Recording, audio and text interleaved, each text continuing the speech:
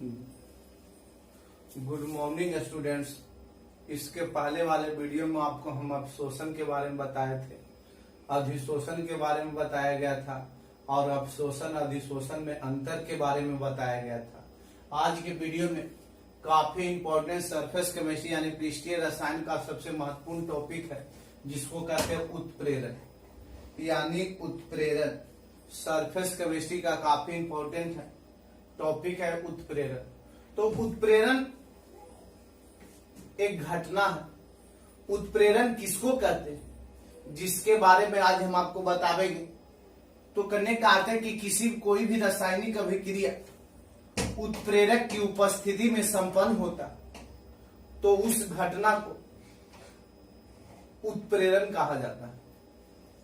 मतलब कोई भी रासायनिक अभिक्रिया उत्प्रेरक की उपस्थिति में संपन्न होता है तो उस घटना को उत्प्रेरण कहते हैं। उस घटना को उत्प्रेरण कहते हैं और उत्प्रेरण निम्नलिखित प्रकार के होते हैं। तो सभी के बारे में बारी बारी से अध्ययन करेंगे। तो पहले हमको जानना है उत्प्रेरण के बारे में। तो कोई भी रासायनिक अभिक्रिया उत्प्रेरक पदार्थ होते हैं, रासायनिक अवयव होते हैं, लेकिन उत्प्रेरण एक घटना होती है। तो ध्यान दीजिएगा बात पर। उत्प्रेरक करने का अर्थ है कि रासायनिक अवयव होते हैं, लेकिन उत्प्रेरण एक घटना होता है। तो ध्यान दीजिएगा इस बात पर। ये नहीं कि उत्प्रेरक और उत्प्रेरण दोनों एक ही समझ जाइएगा, नहीं। उत्प्रेरक रासायनिक अवयव होते हैं और उत्प्रेरण एक घटना होती है। तो कोई भी रासायनिक अभिक्रिया उत्प्रेरक की उपस्थिति में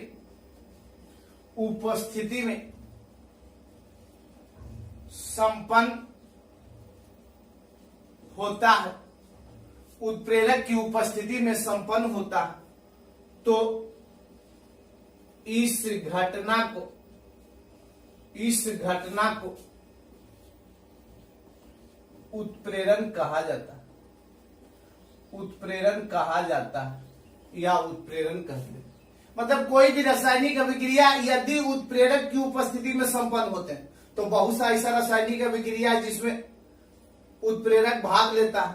तो करने का अर्थ है कोई भी रासायनिक अभिक्रिया उत्प्रेरक की उपस्थिति में संपन्न हो तो उस घटना को हम उत्प्रेरण कहते हैं, या वह घटना उत्प्रेरण यानी कैटेलिसिस कहलाता है। उत्प्रेरण यानी कैटेलिसिस कहलाता है। उसके बाद उत्प्रेरण निम्नलिखित प्रकार के होते हैं। उत्प्रेरण निम्नलिखित प्रकार के होते हैं। तो बारी बारी से सभी के बारे में अध्ययन करेंगे। तो पहले हम जान लेते हैं उत्प्रेरण यानी कैटेलिसिस।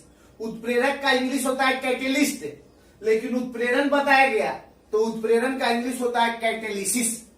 उत्प्रेरक एक रासायनिक अवयव है, लेकिन उत्प्रेरक एक घटना है। तो कोई भी रासायनिक अभिक्रिया उत्प्रेरक की उपस्थिति में संपन्न होता है तो इस घटना को उत्प्रेरण कहा जाता है। और उत्प्रेरण निम्नलिखित प्रकार के होते हैं। सबसे पहला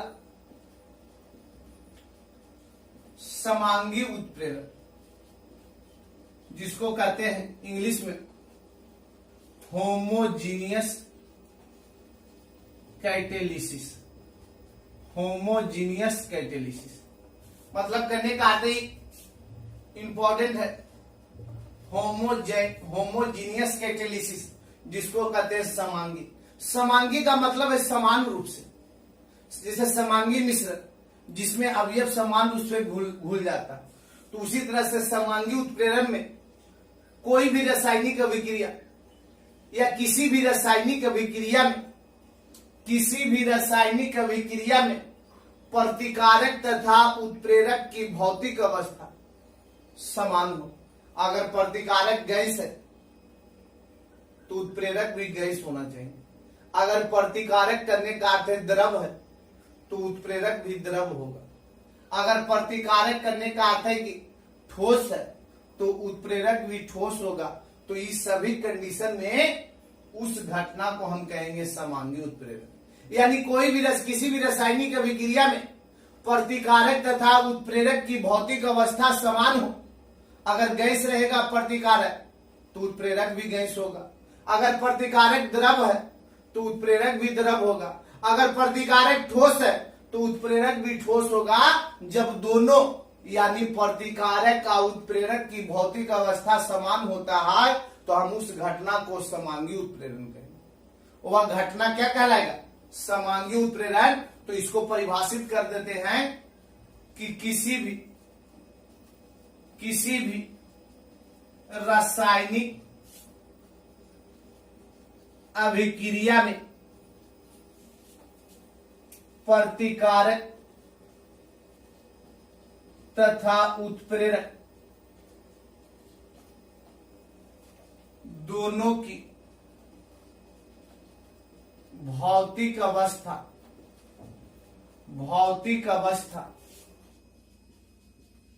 समान होता है तो इस घटना को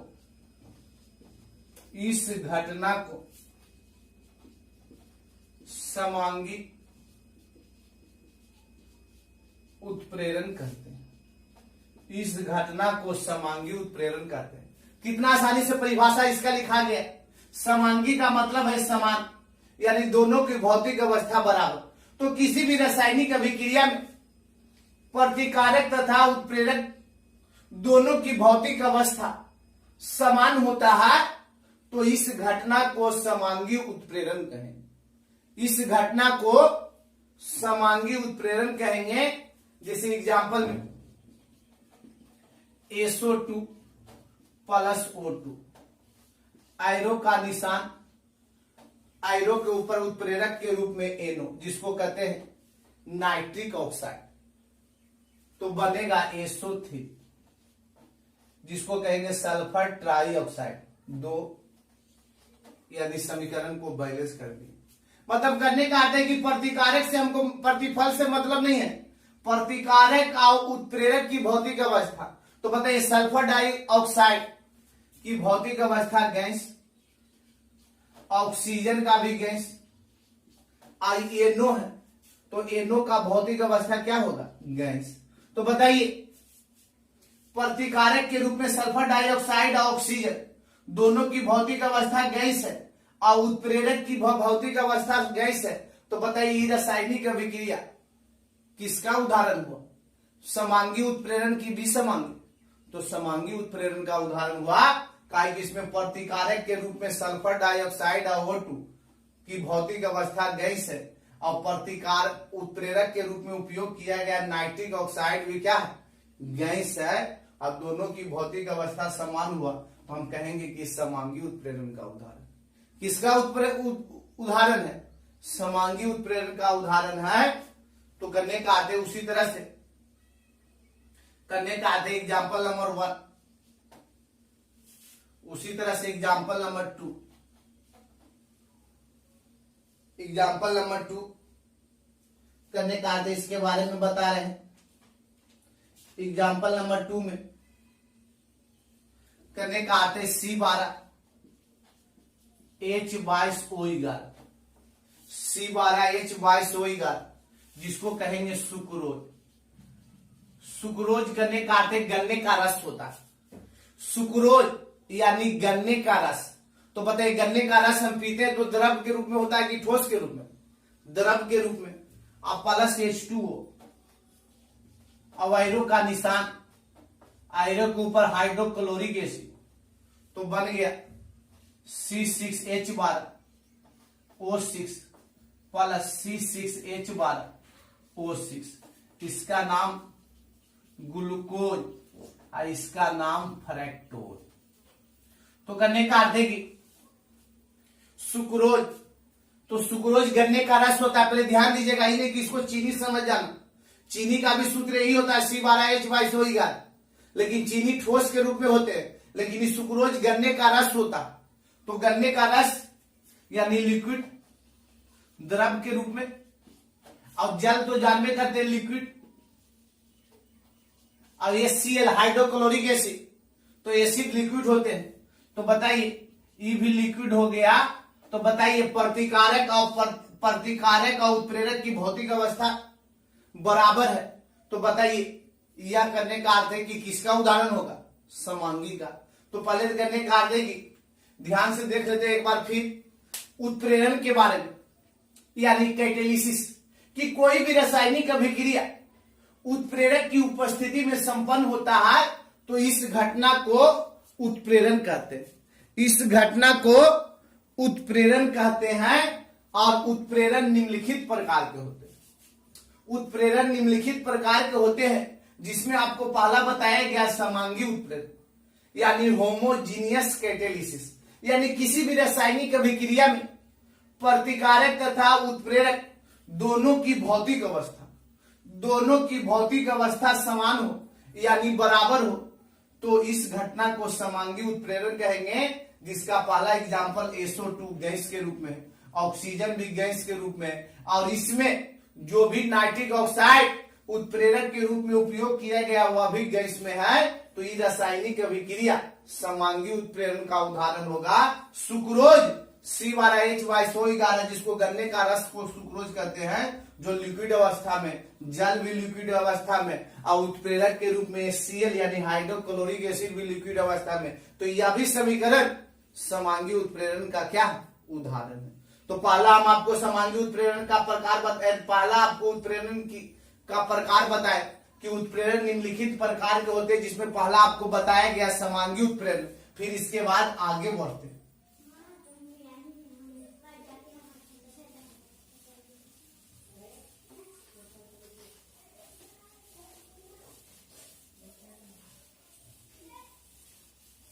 इसके बाद हम आपको आगे बताते हैं। पहला हम आपको बताएं समांगी उत्प्रेरण के बारे में। किसके बारे में? समांगी उत्प्रेरण के बारे में। अब दूसरा करने का अर्थ है समांगी का उल्टा होता है, आप लोग जानते होंगे, विसमांगी उत्प्रेरण, जिसको कहेंगे हेटेरोजीनियस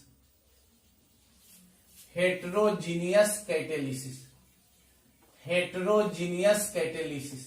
इसके यह भी इंपॉर्टेंट माना जाता है, करने का अर्थ है हेटेरोजीनियस कैटेलिसिस। तो समांगी का उल्टा विसमांगी, समांगी का उल्टा होता है विसमांगी। तो जब समांगी में प्रतिकारक तथा उत्प्रेरक की भौतिक अवस्था बराबर हो, समान हो, तो विसमांगी में उसका जस्ट उल्टा प्रतिकारक तथा उत्प्रेरक का भौतिक अवस्था असमान होता। तो किसी भी रासायनिक अभिक्रिया में प्रतिकारक तथा उत्प्रेरक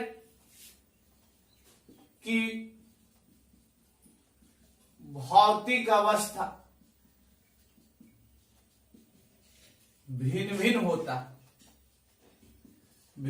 होता है तो इस घटना को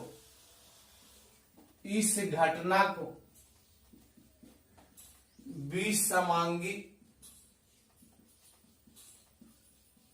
उत्प्रेरण कहते हैं।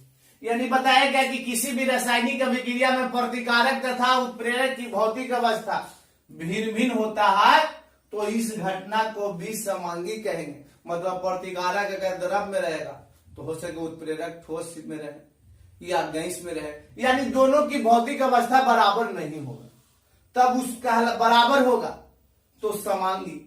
अगर प्रतिकारक तथा उत्प्रेरक की भौतिक अवस्था बराबर नहीं होगा तब क्या कहेंगे?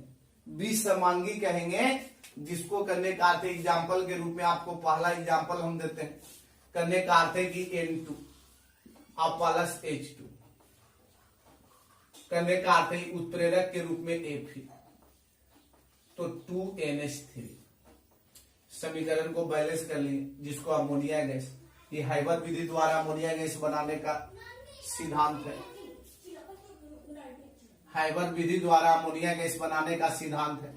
तो देखिएगा नाइट्रोजन यानी N2 करने का अर्थ है गैस के रूप में, हाइड्रोजन गैस के रूप में, आज जो Fe है जो सॉलिड के रूप में रहता है यानी ठोस के रूप में, लोहा देखते हैं तो बताइए प्रतिकारक गैस के रूप में और उत्प्रेरक सॉलिड के रूप में, तब उस परिस्थिति में यह करने का अर्थ किसका उदाहरण होगा, समांगी का कि विसमांगी का, तो विसमांगी का उदाहरण होगा। यानी N2 यानी नाइट्रोजन गैस के रूप में, यानी इस सब रासायनिक अभिक्रिया में N2 और H2 की भौतिक अवस्था गैस है और Fe जो उत्प्रेरक में है उसकी भौतिक अवस्था सॉलिड है, तो इस कारण से यह रासायनिक अभिक्रिया विसमांगी का उदाहरण होगा, विसमांगी उत्प्रेरण का उदाहरण होगा। उसी तरह से दूसरा पॉइंट, दूसरा एक समीकरण आपको बताया जाता है, यानी अमोनिया गैस के बारे में जाने, NH3 और प्लस O2 एरो पर PT, तो NO प्लस H2। समीकरण को बैलेंस करने के लिए यानी 4 5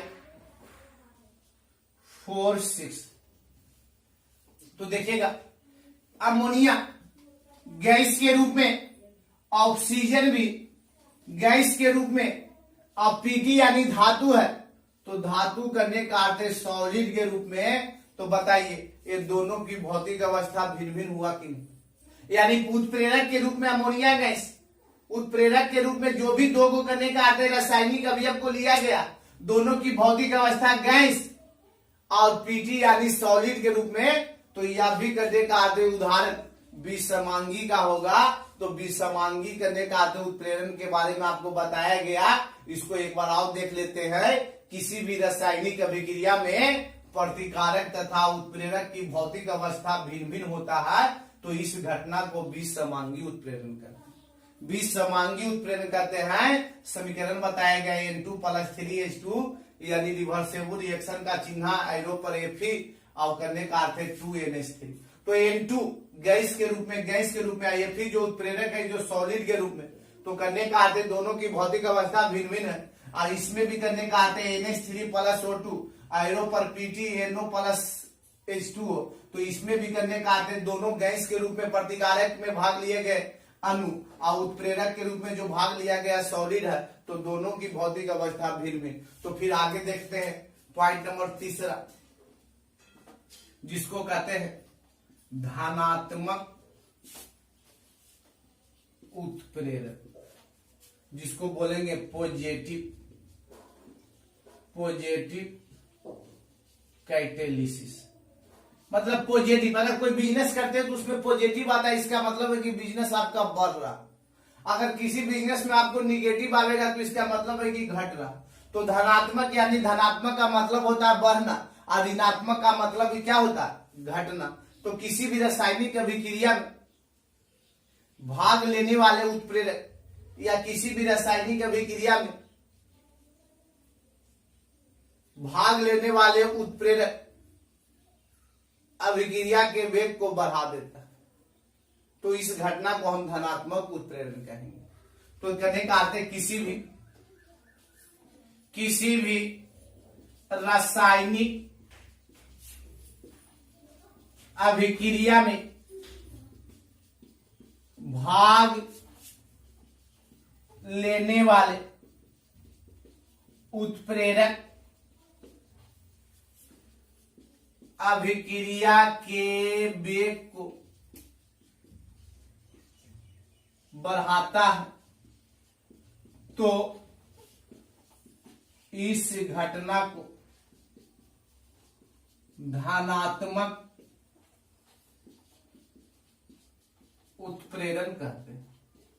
धनात्मक उत्प्रेरण कहते हैं यानी किसी भी रासायनिक अभिक्रिया में भाग लेने वाले उत्प्रेरक अभिक्रिया के वेग को बढ़ाता है।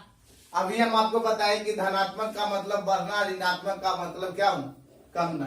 तो अभिक्रिया के वेग को बढ़ाता है, तो इस घटना को धनात्मक उत्प्रेरण कहते हैं। एग्जाम्पल में जब पोटेशियम क्लोराइड को अगर हम बिना उत्प्रेरक के द्वारा गर्म करते हैं तो कम मात्रा में ऑक्सीजन गैस मुक्त होता है, कम मात्रा में ऑक्सीजन गैस का निर्माण होता है। लेकिन जैसे ही इसमें उत्प्रेरक के रूप में उत्प्रेरक के रूप में मैग्नीज डाइऑक्साइड को रख देते हैं तो अधिक मात्रा में करने का अर्थ है अधिक मात्रा में ऑक्सीजन गैस का निर्माण होता है। इसका मतलब है कि MnO2 अभिक्रिया के वेग को बढ़ा दिया।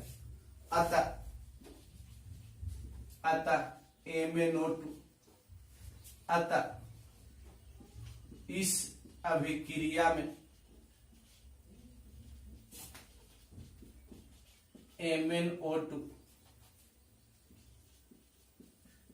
धनात्मक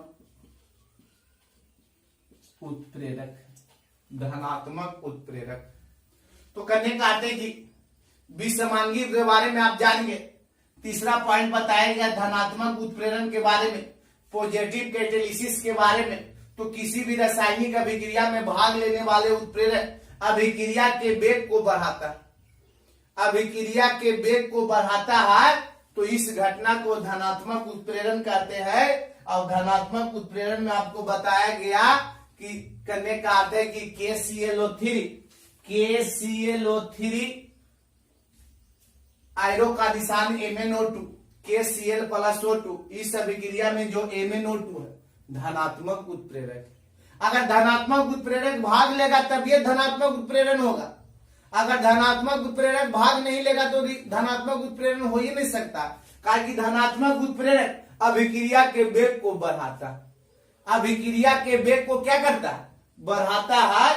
तो इसके बाद करने का अर्थ है अभी तक हम आपको समांगी के बारे में बताए, विषमांगी के बारे में बताए, और तीसरा पॉइंट करने का अर्थ बताया गया धनात्मक के बारे में। तो धनात्मक उत्प्रेरण के बारे में तो बताइए, धनात्मक उत्प्रेरण के बाद क्या होगा, ऋणात्मक उत्प्रेरण होगा। उसके बारे में भी जान जाते हैं कि ऋणात्मक उत्प्रेरण किसको कहते हैं। तो करने का अर्थ है कि देखते हैं पॉइंट नंबर 4 में ऋणात्मक उत्प्रेरण, जिसको बोलेंगे निगेटिव कैटेलिसिस। निगेटिव का मतलब क्या है, घटना। पॉजिटिव का मतलब अभी बताए बढ़ना। तो करने का आते पॉजिटिव का उल्टा निगेटिव। तो इसमें जो भी रासायनिक अभिक्रिया भाग ले, इसमें किसी भी रासायनिक अभिक्रिया में जो भी उत्प्रेरक भाग लेगा वह रासायनिक अभिक्रिया के वेग को क्या करेगा, घटाता है या घटाता है, तभी हम उस घटना को ऋणात्मक उत्प्रेरण कहेंगे। यानी इस किसी भी रासायनिक अभिक्रिया में भाग लेने वाले उत्प्रेरक रासायनिक अभिक्रिया के वेग को घटाता है तो उस घटना को हम कहेंगे ऋणात्मक उत्प्रेरण। क्या कहेंगे, ऋणात्मक उत्प्रेरण कहेंगे। तो किसी भी रासायनिक अभिक्रिया में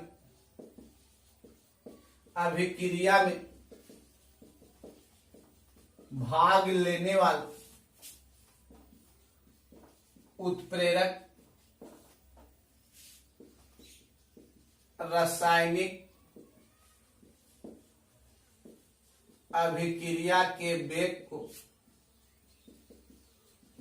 घटाता है तो इस घटना को ऋणात्मक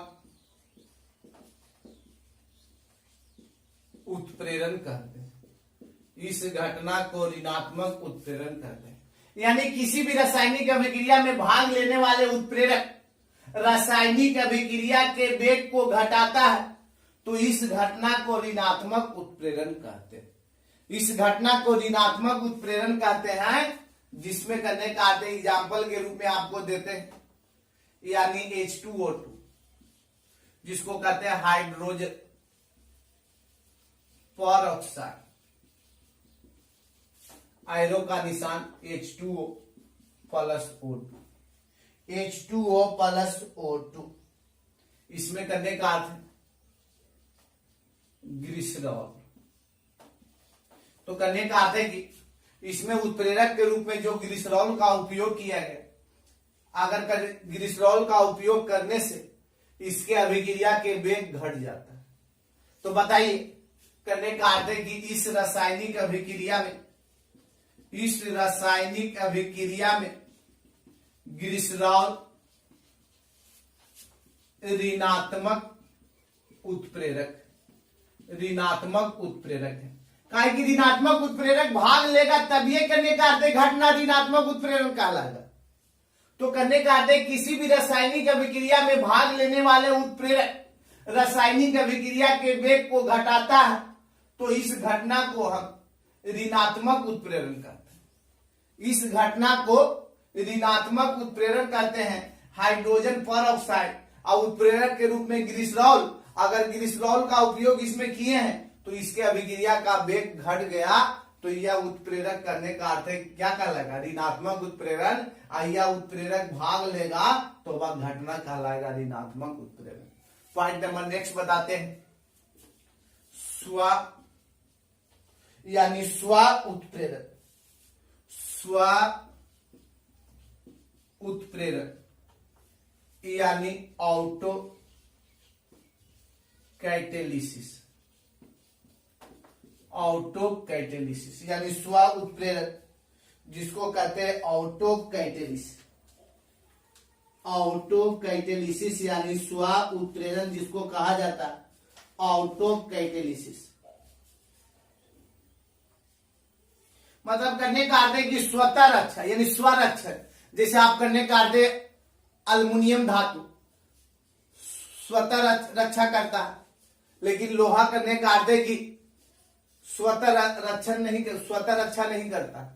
अगर करने का अर्थ है कि अल्युमिनियम की तरह लोहा भी स्वतः रक्षा करता तो लोहा के ऊपर जंग नहीं लगता, लेकिन लोहा के ऊपर जंग लग जाता है लेकिन अल्युमिनियम के ऊपर जंग नहीं लगता है। काहे कि अल्युमिनियम धातु अपनी रक्षा स्वयं करता है। उसी तरह से स्व उत्प्रेरक यानी इस किसी भी रासायनिक अभिक्रिया में प्राप्त प्रतिफल उत्प्रेरक का कार्य करता है। अगर किसी भी रासायनिक अभिक्रिया में प्राप्त प्रतिफल उत्प्रेरक का कार्य करता है तो वह घटना कहलाएगा स्व उत्प्रेरक। यानी करने का अर्थ कोई भी रासायनिक अभिक्रिया में प्राप्त प्रतिफल अगर उत्प्रेरक का कार्य करता है तो उस घटना को हम कहते हैं स्व उत्प्रेरक। यानी उस घटना को हम क्या कहते हैं स्व उत्प्रेरण कहते हैं। क्या कहते हैं स्व उत्प्रेरण कहते हैं। तो किसी भी रासायनिक अभिक्रिया में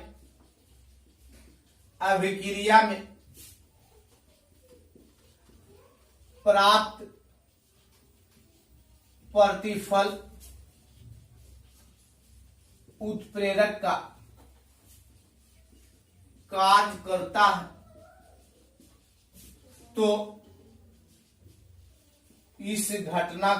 करता है तो इस घटना को स्व उत्प्रेरण कहते हैं।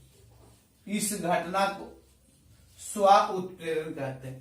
यानी किसी भी रासायनिक अभिक्रिया में जो प्राप्त प्रतिफल है उत्प्रेरक का कार्य करता है तो इस घटना को स्व उत्प्रेरण कहा जाता है। यानी स्वतः रक्षा यानी स्वतः उत्प्रेरण का काम किया, स्वतः उत्प्रेरक का कार्य किया। स्व उत्प्रेरक यानी स्वतः उत्प्रेरक का कार्य किया तो उस घटना को हम स्व उत्प्रेरण कहेंगे। जिसका एग्जाम्पल हम आपको बता देते हैं। यानी करने का अर्थ है कि आप जानते होंगे मिथाइल एसीटेट का सूत्र। मिथाइल एसीटेट इसका नाम है मिथाइल एसीटेट प्लस H2O। तो इसमें करने का अर्थ है एसिटिक एसिड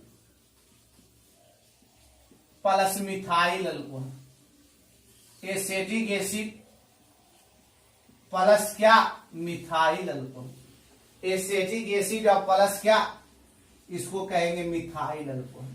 तो ये जो निर्मित प्रतिफल है यानी एसिटिक एसिड और मिथाइल अल्कोहल जो निर्मित प्रतिफल है जो उत्प्रेरक का कार्य किया तो ये किसका उदाहरण हो गया स्व उत्प्रेरण का उदाहरण हो गया।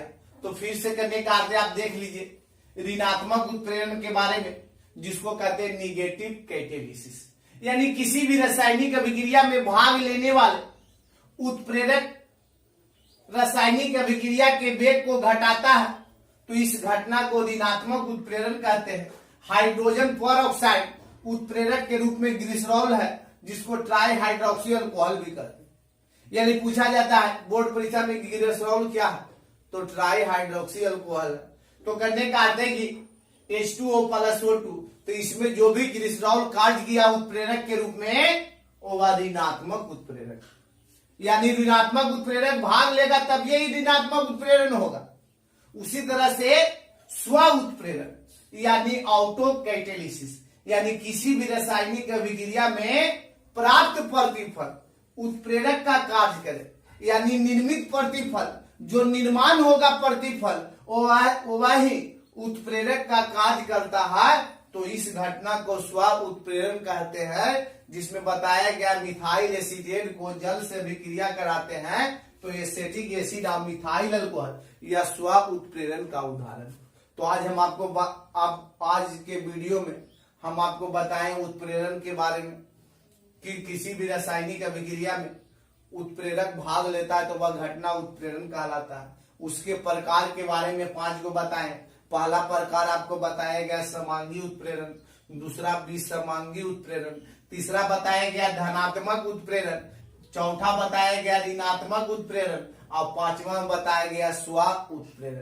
तो इस वीडियो को आप देख लीजिएगा, समझ लीजिएगा, कि एक दूसरे मेन पॉइंट इसका देखिएगा। सबका परिभाषा एक दूसरे से मिलता है, लेकिन करने के आते मेन पॉइंट पर ध्यान दीजिएगा कि ऋणात्मक तो अभिक्रिया के वेग को घटा दिया। स्व उत्प्रेरण यानी प्रतिफल उत्प्रेरक का कार्य करता है। उसी तरह से समांगी यानी प्रतिकारक और प्रतिफल यानी प्रतिकारक और उत्प्रेरक का भौतिक अवस्था समान। विसमांगी प्रतिकारक और उत्प्रेरक का भौतिक अवस्था भिन्न भिन्न। धनात्मक यानी अभिक्रिया के वेग को बढ़ा देता, अभिक्रिया के वेग को बढ़ा देता। उसी तरह से ऋणात्मक अभिक्रिया के वेग को घटाता है। स्व उत्प्रेरण यानी प्राप्त प्रतिफल उत्प्रेरक का कार्य करता है। तो इस सभी बातों को ध्यान से देख लीजिएगा। फिर इसके बाद हम आपको करने का आगे इसका 1-2 और करने का पॉइंट आपका बचा हुआ है उत्प्रेरण का, जो आपको अगले वीडियो में बताया जाएगा। पहले इतना बात को आप ध्यान से देखिए, समझिए और याद रखिएगा। वीडियो को समझने के बाद अगर याद होगा तो खुद कॉपी पर लिखने का कष्ट कीजिएगा, जिससे आपको करने का कभी दिक्कत नहीं होगा। तो मिलते हैं हम आपसे अगले वीडियो में।